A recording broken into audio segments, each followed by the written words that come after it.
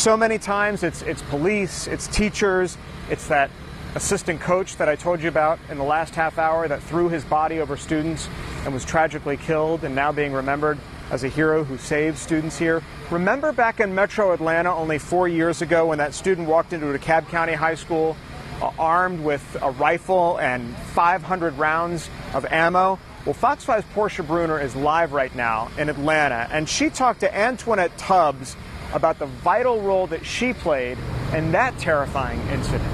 Portia?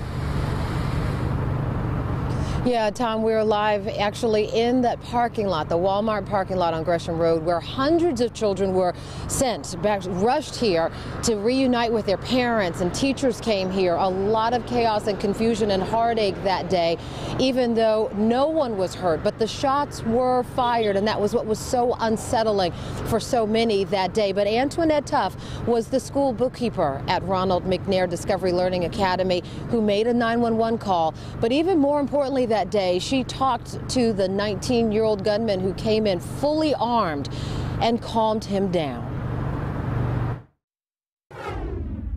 I'm in the front office. Oh, he just went outside and started shooting. Antoinette Tubbs was the school bookkeeper who calmly dialed 911 August 20th, 2013. That's the day Michael Brandon Hill walked into McNair Discovery Learning Academy with an assault rifle and enough ammo to take out everyone in sight. When that gunman, that 20-year-old young man, came into that school with that AK-47 and over 500 rounds of ammo on his back, you're right.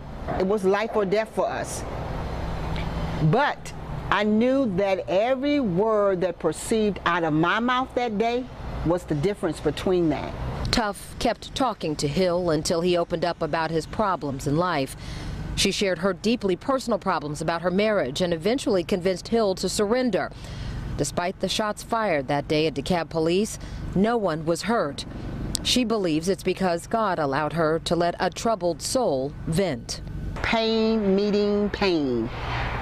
So it wasn't nothing that I said, it was the pain that connected us. Tubbs says the shooting rampage at this Broward County High School Wednesday, allegedly at the hands of a troubled 19-year-old, is a painful reminder young people need more structured help and how to cope with the ordinary and extraordinary problems that come with life. The solution, she says, starts at home and at school. What we can all learn and what we can take away is putting more programs like mentoring programs in our schools for our children. Have that conversation with them and just listen. Allow them to have that dialogue to say really what I'm feeling in the moment.